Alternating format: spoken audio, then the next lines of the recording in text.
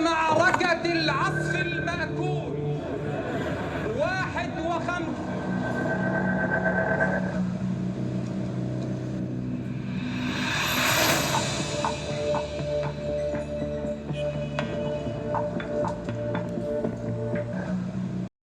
हाल ही Israel ने Hamas के leader Ismail Haniyeh को मार गिराया है और उसने ये काम जब किया है हमास के लीडर ईरान की राजधानी तेहरान में गए हुए थे।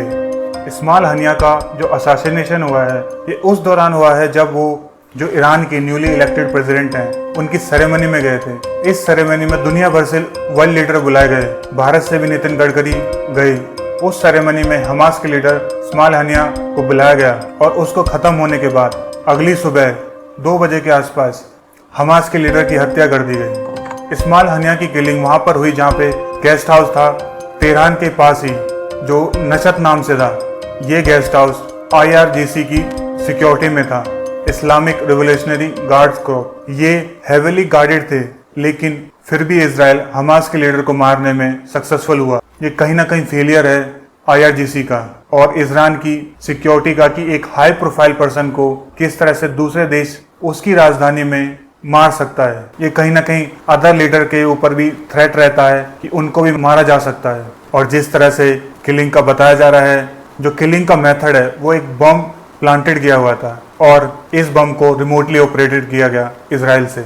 और बताया जा रहा है जो बम था 2 महीने पहले स्मगल किया गया था इस गेस्ट हाउस में और कहीं ना कहीं इंफॉर्मेशन भी थी, लेकिन ईरान की सिक्योरिटी फोर्सेस ने इसको नेग्लिजेंट किया और इसके साथ साथ ओवर कॉन्फिडेंस रहे। इसके चलते ये इंसिडेंट हुआ। देखा जाए जिस तरह से मोसाद जो इजराइल की इंटेलिजेंस एजेंसी है वो इस तरह के काम पहले भी कर चुकी है, जैसे 2020 में ईरान के न्यूक्लियर साइंटिस्ट को मार गिराया।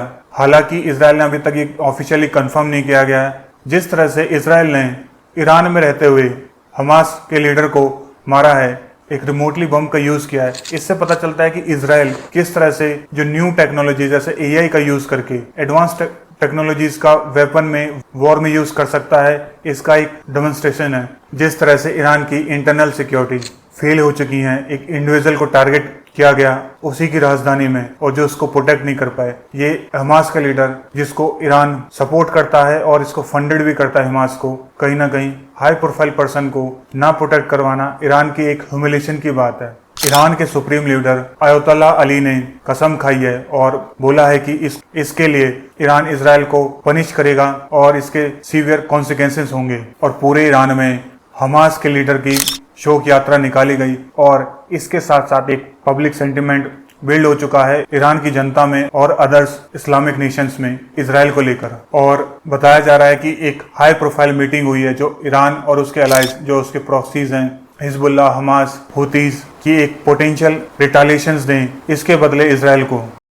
अगर देखा जाए ईरान हो सकता है may be full fledge war में न जाए, लेकिन कहीं ना कहीं जिस तरह से ईरान की इमेज पे बात आई है, उसकी ही राजधानी में जब हमास के लीडर को मार सकते हैं तो कोई भी किसी भी आदमी को मारा जा सकता है। और ऐसा नहीं है, इसके एक दिन पहले जो हिजबुल्लाह का मिलिट्री कमांडर था इजराइल ने बेरूत में उसको मार गिराया। जो ये किलिंग्स हुई हैं दोनों, और इसके साथ साथ पिछले कुछ टाइम से न्यूक्लियर साइंटिस्ट और अदर हाई प्रोफाइल लीडर्स को एलिमिनेट करता जा रहा है इजराइल। ये कहीं ना कहीं ईरान के लिए चिंता की बात है। लास्ट टाइम जिस तरह से इजराइल ने सीरिया में ईरान की एम्बेसी पे अटैक किया था, तो इसके रिटेलिएशन में ईरान ने ड्रोन अटैक किया। मे भी हो सकता है वो इस तरह का अटैक प्लान करें और इसके रिटेलिएशन में ईरान की जो प्रॉक्सीज हैं एक मिलिट्री कोऑर्डिनेटेड अटैक करें, जैसे हिजबुल्लाह लेबनान से, हमास गाजा से और हुतीस यमन से, और इसके साथ साथ जो इराक और सीरिया में ईरान के रिबेल्स हैं वो अटैक कर सकते हैं और इजराइल पे चारों तरफ से मिसाइल्स और ड्रोन का अटैक होगा। ऐसे चांसेस हैं। इसके साथ साथ हो सकता है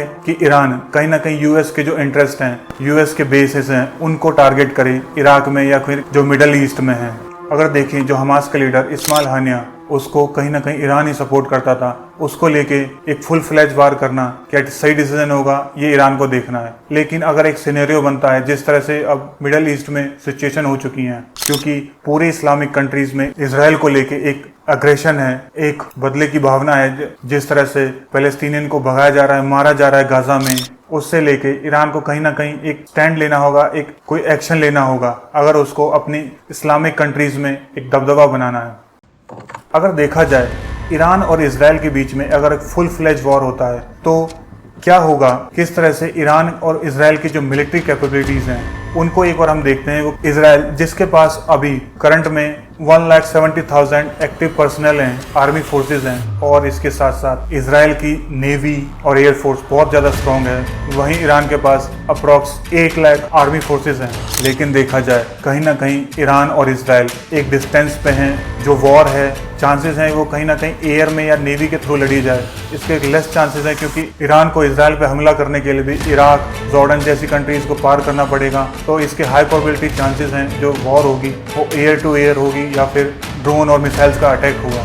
इसराइल की जो एयर फोर्सेस हैं उसमें F-15, F-16 और F-35 एयर फाइटर जेट्स हैं, और इसके साथ साथ इसराइल के पास मिसाइल डिफेंस सिस्टम है जैसे Iron Dome, David sling Arrow defence air system. Iron Dome जो एक शॉर्ट रेंज मिसाइल्स को टैकल करता है। आयरन डोम के बारे में दुनिया भर जानते हैं कि वो किस तरह से प्रिसाइज अपने टारगेट्स को एलिमिनेट करता है, और इसके चलते इसराइल के लोग अब तक सेफ हैं। अगर दूसरा एयर डिफेंस सिस्टम देखें जो डेविड स्लैंग है, ये कहीं ना कहीं आयरन डोम से बेहतर है। अगर इसकी रेंज देखें, जहाँ पे आयरन डोम्स की रेंज थी वो अप्रॉक्स 70 किलोमीटर थी, ये कहीं ना कहीं अप टू 300 किलोमीटर तक है। एरो एयर डिफेंस सिस्टम वो 2400 किलोमीटर तक की क्षमता रखता है, और इसको यूएस के साथ मिलकर बनाया हुआ है। जो ये एरो डिफेंस सिस्टम है एंटी बैलिस्टिक मिसाइल के लिए है। इसी एरो डिफेंस सिस्टम के द्वारा हूतीज जो यमन से मिसाइल इसराइल पर टारगेट करते हैं उसको टैकल किया था। जिस तरह से इसराइल की कैपेबिलिटीज हैं मिलिट्री एडवांसमेंट में, वहां पर ईरान इतना कैपेबल नहीं है, लेकिन उसके पास बैलिस्टिक मिसाइल्स हैं। अगर ईरान की बैलिस्टिक मिसाइल्स की रेंज देखें, जो पहले नंबर पर रेंज जो बैलिस्टिक मिसाइल्स है साहेब-1 जो 300 किलोमीटर तक की मार रखने की क्षमता रखता है। इसके साथ साथ जो इम्पोर्टेंट है फतेह जो 300 से 500 किलोमीटर की रेंज है। उसके बाद साहेब-2 जो 500 किलोमीटर तक की है। जो इम्पोर्टेंट जो लॉन्ग रेंज की हैं जैसे ज़ुल्फ़िकार 700 किलोमीटर तक की हैं। ये मिसाइल्स कहीं ना कहीं बहुत डैमेज करने वाली हैं, और जो जिसकी सबसे ज़्यादा लॉन्ग रेंज है साहेब-3 जो अबाउट 2000 किलोमीटर से है। इसके साथ साथ ईरान ने जिस तरह से कमांड किया है पर्शियन गल्फ पे नेवी को लेके, वो कहीं ना कहीं यूएस के बेसिस को टारगेट कर सकता है। अगर मिलिट्री कैपेबिलिटीज़ में देखा जाए, ईरान और इसराइल दोनों कैपेबल हैं। हालांकि इसराइल के पास जिस तरह से न्यूक्लियर बम है, चांसेस हैं कि इसराइल इसको यूज़ करने में चूकेगा नहीं। जिस तरह से लास्ट ईयर से गाज़ा वार चल रही है, अक्टूबर के अटैक के बाद ईरान अपने प्रॉक्सीज को सपोर्ट करता रहा है, मेनली हमास को।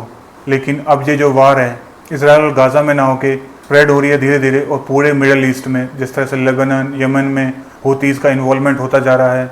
इसके चलते जो इस्लामिक कंट्रीज़ में एक एंगर बन रहा है इसराइल को लेकर, जिस तरह से अभी टर्की का बयान भी आया है कि वो कहीं ना कहीं इसराइल पर अटैक करेंगे, और इसराइल ने बोला है कि टर्की को नाटो से हटाया जाए, अटैक करने में उसको दिक्कत ना हो, क्योंकि नाटो में एक क्लॉज है, क्लॉज 5, जिसमें यह है कि अगर नाटो की एक भी कंट्रीज पे अटैक हुआ तो इसका मतलब पूरे नाटो पे हुआ और सभी की सभी कंट्रीज उस पर टूट पड़ेंगी। तो इसलिए इसराइल चाहता है कि टर्की को वहां से हटाएं, और टर्की ने तो इंस्टाग्राम को बैन कर दिया है कि टर्की की गवर्नमेंट ने ऑफिशियली पोस्ट किया हमास के लीडर की डेथ को लेके, इंस्टाग्राम ने उस पोस्ट को डिलीट कर दिया, तो टर्की ने उसको बैन कर दिया। इसी के चलते 2 अगस्त को टर्की ने एक शोक सभा रखी और पूरे देश में शोक मनाया गया। अगर देखा जाए हमास को टर्की एक एज ए टेररिस्ट ऑर्गेनाइजेशन नहीं देखता है, ना उसको कंसिडर करता है, तो कहीं ना कहीं इसराइल के लिए भी दिक्कत की बात है। ईरान और टर्की दोनों के दोनों में भी इन्वॉल्व हो इस चीज़ में, और जिस तरह से अगर ये दोनों इन्वॉल्व होते हैं तो जहाँ से सऊदी अरबिया जो इस्लामिक वर्ल्ड का लीडर माना जाता है, लेकिन कहीं ना कहीं कुछ टाइम से ईरान और टर्की इस पोजीशन को ले रहे हैं, और फ़लस्तीन को लेके जिस तरह से इसराइल के अगेंस्ट में ईरान खड़ा रहा है और टर्की ने सपोर्ट किया है, कहीं ना कहीं सऊदी अरबिया को इसमें आना पड़ेगा, कुछ एक्शंस लेने पड़ेंगे। अगर इस तरह से ईरान और टर्की आते हैं तो यूएस भी इसराइल को सपोर्ट करेगा। अगर जिस तरह से ग्लोबल पावर यूएस आती है तो कहीं ना कहीं रशिया और चाइना ईरान को बैक करेंगे, और ऐसा चांसेस है कि रशिया ईरान को वेपन सप्लाई करे इस वॉर में, अगर वॉर फुल स्केल पे होती है। अगर ये वॉर फुल फ्लेज होती है तो इसको लेके जो ऑयल क्राइसिस है उसमें भी दिक्कत आएगी, यहाँ तक कि पूरी ग्लोबल इकोनॉमी में दिक्कतें आएंगी, और हो सकता है कहीं ना कहीं ईरान पर्शियन गल्फ में जितने भी ऑयल के सप्लाईज हैं उनको रोक दे, जो इम्पोर्टेंट रूट है उसको ब्लॉक कर दें। जिस तरह से इसराइल हमास की वॉर स्प्रेड हो रही है इसराइल और ईरान में, इसके कहीं ना कहीं ग्लोबल कॉन्सिक्वेंसेस होने हैं। अगर देखें इंडिया, इसराइल और ईरान दोनों ही उसके लिए इम्पोर्टेंट हैं। ईरान जो चाबार पोर्ट एक स्ट्रेटेजिक पोर्ट है वो इंडिया के लिए बहुत इंपॉर्टेंट है, और वहीं इसराइल मिलिट्री कैपेबिलिटी से लेकर एग्रीकल्चर में पूरा सपोर्ट करता है। तो ईरान और इसराइल किसको सपोर्ट करेगा, इंडिया के लिए भी ये कोई इंपॉर्टेंट फैक्टर है। तो कहीं ना कहीं अगर ये वॉर बढ़ती है तो इंडिया को भी अपने डिसीजंस उस तरह से लेने होंगे। अब जो सिचुएशन है वो हाईली टेंस है, और जिस तरह से इसराइल स्टेटमेंट दे रही है कि वो वॉर के लिए प्रिपेयर हैं, हो सकता है कहीं ना कहीं ईरान भी चुप ना बैठे, क्योंकि जिस तरह से वो ह्यूमिलेट हुआ है उसी की कंट्री में उसके अलाइज के जो इंपॉर्टेंट लीडर्स हैं उनको मारा जा रहा है, वो उसके लिए चिंता की बात है। अगर आपको ये वीडियो अच्छी लगी तो इसको लाइक करें, शेयर करें, और इसी तरह की जियोपॉलिटिक्स की न्यूज़ को इन डेप्थ एनालिसिस के लिए इस चैनल को सब्सक्राइब करें। जय हिंद, जय भारत।